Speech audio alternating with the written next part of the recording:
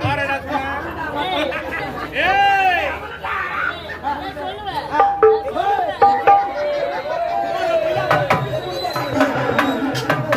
அறிவு ஏய்